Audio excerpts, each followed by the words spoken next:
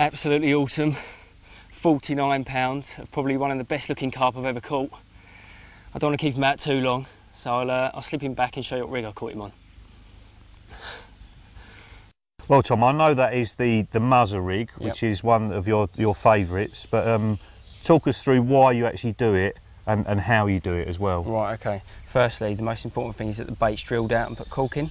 Right, and why'd you do that? To balance it right out. With a KD rig, it's really important that the bait is balanced, so the hook is heavy, in effect. Right, okay, so the bait is weightless. Yep. And the hook is heavy, because if you just had a bottom bait on that sort of rig, it wouldn't work, would it? Not as well, no. I'm sure you would still catch them because the hook's going into the mouth, but it wouldn't work perfectly. So. Right, okay. And why do you put it in that side of the bait rather than the top part of the bait where the hair stuff is? I think when the bait's that side, it will sit actually like that on the bottom with the cork up. It sits a little bit weird. Right. But when it goes in the fish's mouth, the cork's going to want to go in first, which makes the hook go in quicker than it would do if the cork was on the other side. Right. Very crafty. Very crafty. And you've only got a little tiny bit there stripped back. Yep.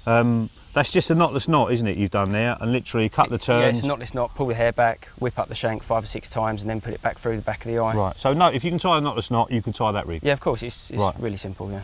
And then a little tiny bit tied, stripped back on the soft coated hook link there. Yep.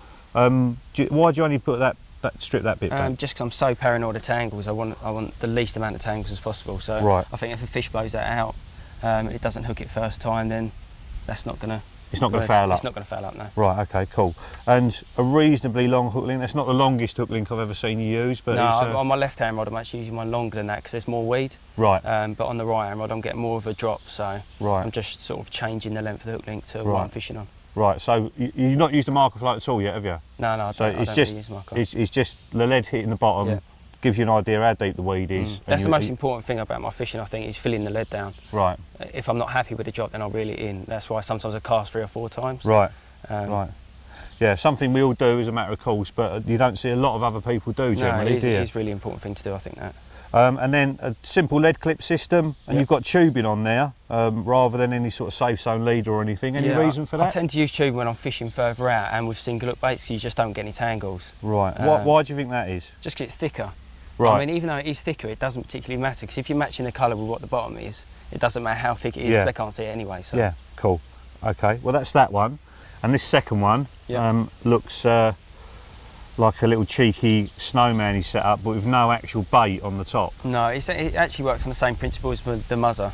But this just allows me to balance it even more, because I can put the cork ball on first, put it in the water, then trim it down until it just sinks. Right, so I just wanted to see if I've got more bites on the really balanced one, or the bottom bait with half a bit of cork in. Right, and which one is working best? They're both working the same. Makes no difference at all. Right, okay. And then you've got a little tiny bag of crumb there by the look of it. Yep.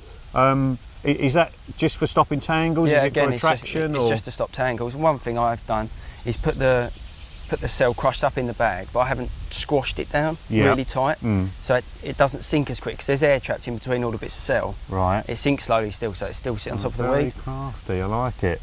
I like it, and that just pulls up inside there like that, nothing can tangle. No, nothing at all.